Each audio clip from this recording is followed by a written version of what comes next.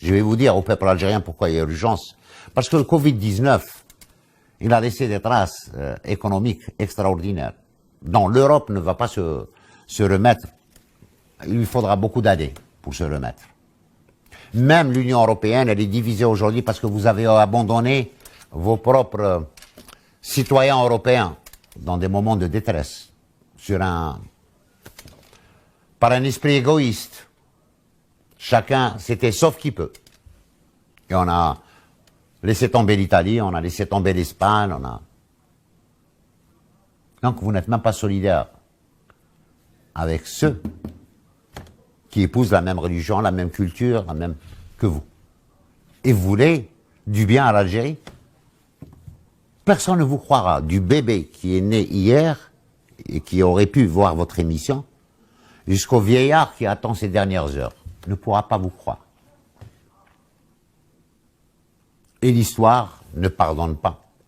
Parce que les blessures que vous avez laissées en Algérie, elles sont encore béantes. Les cicatrices ne se sont pas encore refermées. Et de génération en génération, on va transmettre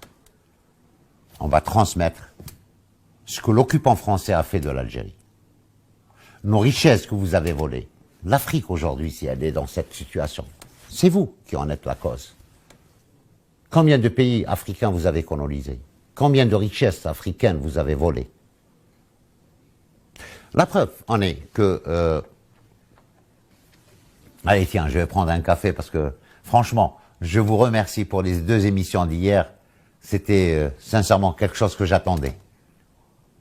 Là, vous avez montré sur vos écrans, avec vos moyens, votre budget, que vous n'aimez pas l'Algérie. Que vous avez une haine contre ce peuple et contre ce pays. Alors, de cette chaîne, je vous dis que vous avez perdu. Mais je vais continuer pour une chose. Quand vous avez décidé d'ouvrir pour le transport aérien qui en souffre, l'espace aérien, vous avez dit quoi? Alors, il sera ouvert pour la communauté européenne, sur l'espace Schengen, mais fermé aux Africains et aux Maghrébins.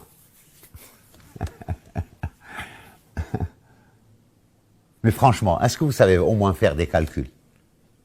Je ne le pense pas.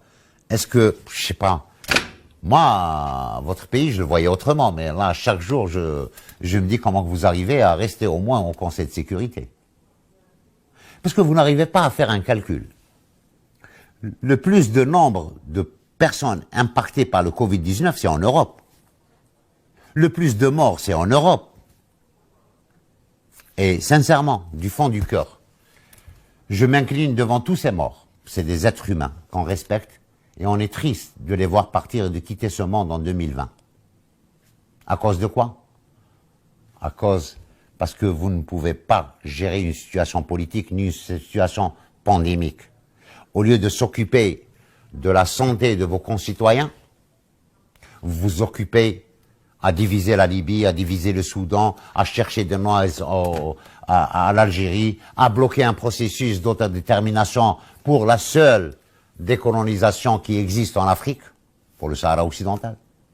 Mais parce qu'en perdant tout ce temps et cette énergie, alors là, la force Serval, la force, c'est des forces, alors les noms, je ne sais pas où est-ce que vous voulez chercher, mais c'est zéro, c'est aucune efficacité. On a combattu un terrorisme ignoble, tout seul. Et on est prêt à donner des leçons au monde entier, comment lutter contre le phénomène du terrorisme. Parce que la lutte contre le terrorisme n'est pas uniquement militaire, messieurs. Elle est sociétale aussi. Elle est économique. Vous laissez des Africains mourir par milliers dans la mer Méditerranée et vous voulez venir en Afrique pour essayer de trouver des solutions aux Africains. Quelles solutions? Vous les voyez mourir avec plaisir en Méditerranée. Donc, quand vous ouvrez l'espace Schengen et vous dites, pas pour les Africains et les Maghrébins, on a moins de cas de Covid-19 chez nous. On a moins de morts chez nous. Donc, je ne vois pas sur quelle base vous fermez pour l'Afrique et pour le Maghreb et vous ouvrez pour les autres alors que vous avez les plus gros. Le plus grand nombre d'impactés, il est chez vous. Donc c'est à nous de ne pas... Nous, sincèrement, moi je lance un appel aux Algériens et à nos responsables d'éviter d'aller en France surtout, et en Europe. Parce que la pandémie, elle existe toujours et elle est mortelle, elle est létale. Donc quand vous prenez des décisions, soyez au moins sincères. Vous ne voulez pas de l'Africain, vous ne voulez pas du Maghrébin chez vous. Ça c'est clair. On le sait depuis la nuit des temps. Mais dire que à cause de la pandémie, mais c'est vous qui en êtes le foyer de la pandémie. Donc c'est à nous de ne pas venir pour essayer de préserver nos vies et la vie de nos enfants. Donc tout ce que vous dites est faux. Gâchez قالوه باش نفهم الشعب الجزائري. Vous m'excusez, je reviendrai vers vous en arabe. يقول لك رانا نحلوا المجال الجوي تاعنا للأوروبيين ونمنعوها الأفارقة والمغاربة على جال كوفيد 19. المغرب العربي والأفارقة الأفريق كاملة مليار و300 نسمة ما عندهاش لو نومبر اللي كاين في فرنسا. يعني انت كي تبلع عليا على كوفيد راك غلط، هذه فوق داك الشيء اللي تقول فيه راهو كلام غلط. سي فو باسكو انت المرض اللي راهو عندك والموت اللي راهي عندك اكثر من الافريق كاع كامله. دونك ماكش صريح، vous n'êtes pas honnête dans ce que vous dites. Et quand vous n'êtes pas honnête dans des moments tragiques que vit l'humanité, on ne peut pas vous faire confiance tout simplement. يعني الانسان اللي في محنه كيما هذه اللي راه يعيشها العالم ما يكونش صريح، ما تقولش نثيقوا فيه. Personne n'est sûr d'être là demain avec cette pandémie. Et pourtant, vous continuez à mentir. Donc, le Hirak pour vous en Algérie, et j'ai entendu votre journaliste, est-ce qu'on peut l'appeler journaliste? Parce que le journalisme, je crois que c'est autre chose. C'est plus de transparence, plus d'équité, la liberté d'expression, d'accord? Avoir des débats contradictoires. Avoir d'autres idées autour de la table. Donc quand elle dit la pandémie, elle est salutaire pour le pouvoir algérien, parce que le Hirak s'est arrêté. Réglez votre problème avec les gilets jaunes et puis notre Hirak, il n'y a pas de problème, on s'en charge. Notre Hirak, il va continuer. Notre Hirak, on en a besoin de notre Hirak. Notre Hirak, il a libéré ce pays. Notre Hirak, il est en train de mettre le pays sur les rails. Notre Hirak, sa date de naissance, elle est aujourd'hui, elle va être intégrée dans la constitution algérienne comme une date historique de changement. Réglez votre problème avec vos gilets jaunes. Donc, pour une fois, je crois que vous avez beaucoup de choses à faire chez vous. Alors, consacrez votre temps, votre argent, votre énergie à trouver des solutions pour votre peuple, vos populations. Et on n'a pas envie de parler des territoires outre-mer. Est-ce que c'est la même vie en Guadeloupe qu'à Paris? Est-ce que c'est la même vie en Réunion qu'à Paris? Est-ce que c'est les mêmes chances? Parce que quand vous voulez chercher des trucs pour diviser, on en a beaucoup de choses à dire.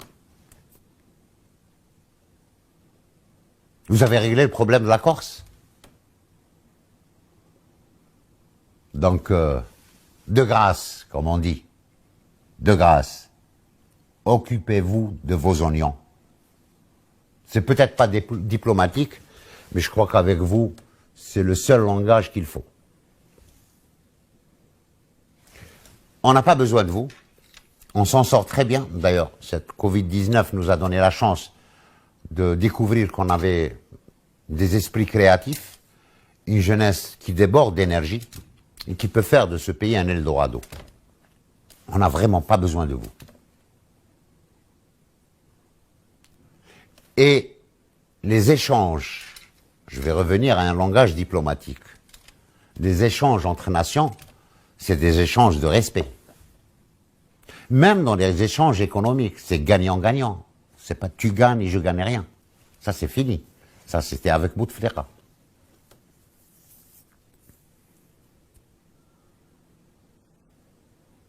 Vous ne verrez plus jamais. Vous ne verrez plus jamais des responsables algériens qui vont se déplacer chez vous pour se soigner parce qu'on a tout chez nous. Et cette gestion du Covid-19 a démontré au peuple algérien combien on a M. Ebola dans notre comité scientifique. D'accord? On a des grands chercheurs qui sont aux États-Unis et qui ont fait face à la pandémie dans les grands hôpitaux de New York. Et votre président lui-même, en visitant Marseille, qu'est-ce qu'il a découvert? Des Algériens dans les comités de recherche qui luttaient contre la pandémie. Je suis algérienne. Je suis marocaine. Je suis tunisienne. Je suis malien. Si ce continent, c'est ça qui vous dérange, si ce continent vous échappe entre les mains, vous serez quoi demain? Donc voilà. Je ne mets pas de gants parce que je ne suis pas diplomate. Je ne mets pas de gants parce que je suis libre d'exprimer ce que je ressens.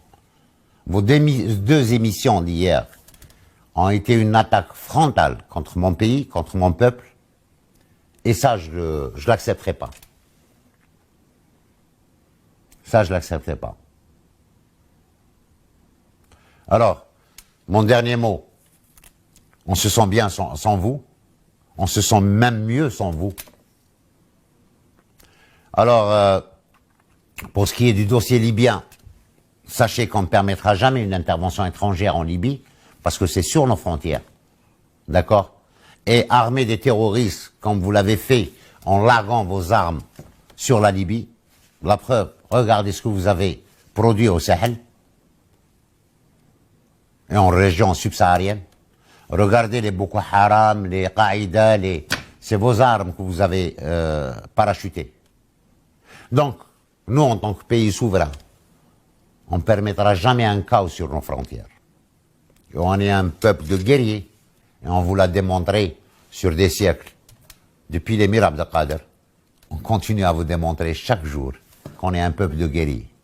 Alors, sur ce, messieurs, je souhaite tout simplement que vous essayez de prendre le temps de cuver ce que je vous ai dit ce soir.